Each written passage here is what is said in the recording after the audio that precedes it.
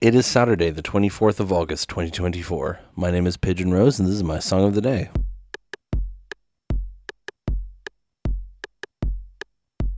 Today we're talking about an artist called 8-Bit Betty. Despite what the name might imply, this artist is actually a man. As far as I can tell, there's actually not very much information about him on the internet, but he seems to be a DJ who performs under this character name of 8-Bit Betty, and as the name does imply correctly, the music is chiptune. It's all bleeps and bloops made with old technology, Game Boys as instruments and all that. The vast majority of the vocals are done with a female synthesized voice, hence the name. So that's supposed to be the 8-Bit Betty of this conversation. I discovered them through a website called 8-Bit Peoples, which is like a chiptune record label where they just have a bunch of free downloads of albums and EPs, and it's great. I discovered 8-Bit Betty there, Rainbow Dragon Eyes, Starscream. They're not called Starscream anymore. Infinity Shred, that's what they're called, formerly known as Starscream, and Firebrand Boy. But no, I love this album so much. It's this song that we're talking about today is from the album Fake the Bitters, which is a great album, and I'll probably be talking about other songs from it as well. But the song we're talking about today is Requiem for Pluto. And why are we talking about that song today? Well, it has been, as of today, 18 years since Pluto was declared a dwarf planet. Isn't that wild? 24th of August 2006 is when the definition of planet was changed. That's crazy.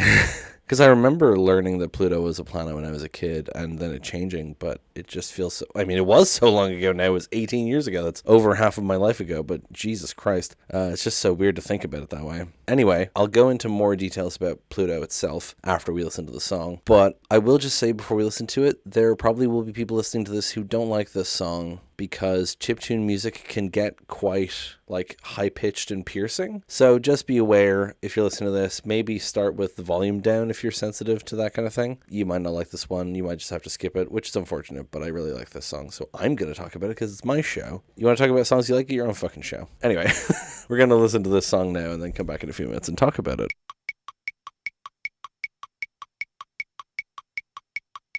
There it is, Requiem for Pluto. This is just one of those things that has just kind of overridden Pluto in my mind. Because I remember being sad that Pluto wasn't a planet anymore when I was a kid. But also I was a kid. I didn't really understand anything of what that meant. So my association with Pluto was mostly just with that one t-shirt on, I want to say Shark Robot. No, it wasn't Shark Robot. There was some other website that sold novelty t-shirts back in the day that was a big thing on the internet. But they had one that said, Pluto, don't worry Pluto, I'm not a planet either. Hello there, it's Future Pidge. I just looked it up, and I found the website that had the It's Okay Pluto, I'm Not a Planet Either shirt, because I found a bunch of rip-offs of it on Redbubble and stuff, but the original one is from Snorg Tees. You're welcome. That's what I always thought of. But now I know 2 songs about Pluto not being a planet anymore. This is one of them. I may talk about the other one at some point. It's by Kojum Dip. It's 134370 Pluto. I think it's whatever the designation for Pluto is. It's also a good song. Anyway, let's talk about Pluto. So it was discovered in 1930 by a guy called Clyde W. Tombaugh. Great name. It was the first object they spotted in the Kuiper Belt. It was immediately made the 9th planet in our solar system. But people there was debate about it because it looked very small. And then they started discovering other things in the Kuiper Belt. Some of them were bigger than Pluto. So people were not sure if it should be designated as a planet. Then on August 24th, 2006, the definition of planet was changed, which resulted in Pluto being designated as a dwarf planet. That's the whole timeline, basically. And this song talks about that Pluto is a dear friend. The best way to describe it is just to read the lyrics. Let's read the lyrics. The chorus is just the repeated line, "Little planet among the stars," which it's so simple and so sweet, but the melody of it as well makes me emotional right away. And when I think of Pluto, I think of it being a little planet among the stars. And I also think of My Name Was Pluto, but that's the other song. Anyway, I just love the intro of this song with the long kind of layering of the different, not instruments, but the different sounds, and then the little planet among the stars. It's just a really nice sound. Let's take a moment to bow our heads. We've lost our dear friend Pluto. I know he was not large, and 4.6 billion miles is far away, but we loved him. Just very simple. We've lost our dear friend Pluto. It's very simple. But then I know he was not large, and 4.6 billion miles is far away, which is just the facts of Pluto's distance from us and everything. But we loved him. I just realized that you could probably make a killer edit of this song with the anime Pluto based on the manga that came out. Was that this year that anime came out? Surely not. God, I think it was. At least I watched it this year anyway. And his twin brother, Charon, or Sharon, depending on how you want to pronounce it, or whatever they called him, is the next line actually. So, I guess that's that's right. He's also gone away. Console your mother, we won't be serving any more pizza pies, and let's look to the skies and remember our little planet among the stars. So it mentions his twin brother Charon. Charon was Pluto's largest moon, still is. It's, I believe, the diameter is over half the diameter of Pluto. So, calling it his twin brother, that makes sense. He's also gone away. So it's like, it's saying how this also isn't a planet, even though it's out there. It's Pluto's twin brother. We're not talking about that anymore, He's also gone away because, like, if Pluto's gone away, we're not talking about Pluto, so then we're not talking about its moons either, so we're not talking about Charon. It's an interesting way to think about it. Console your mother, we won't be serving any more pizza pies. This is a kind of a silly line. It's just about celebrating, right? Like, we're not doing that anymore. Although it could be referencing when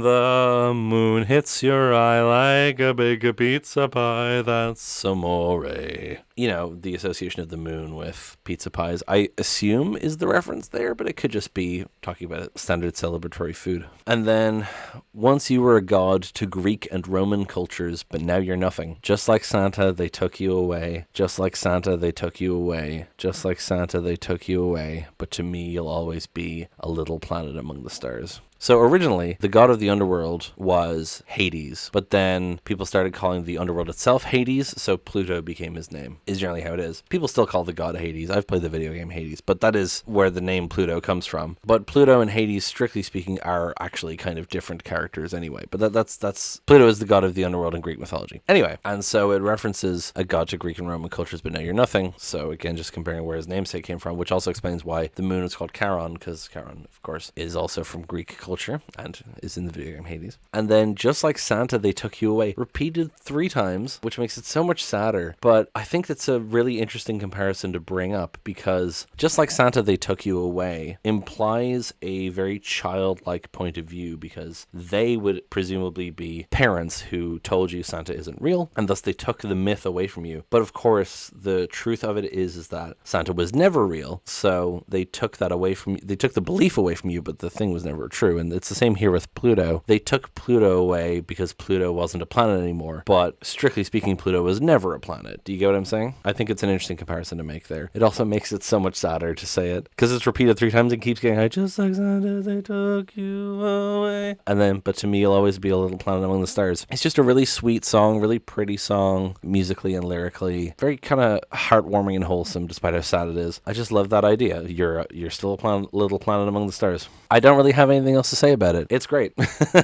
That's basically it. Yeah, I think I'm just going to stop there. Thank you so much for listening. Please hit like, hit subscribe, leave a comment, tell other people about this show. Thank you so much for listening, and I will talk to you tomorrow. Break it down.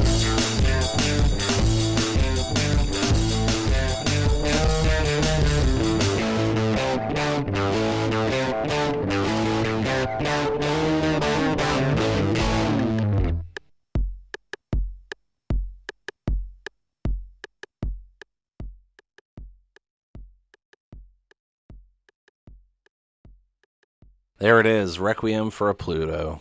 Requiem for a Pluto? Starring Jared Leto? So, it mentions his twin brother Charon. Sharon! When the moon hits your eye like a big pizza pie, that's amore. When you've had too much wine, that's amore. Bells.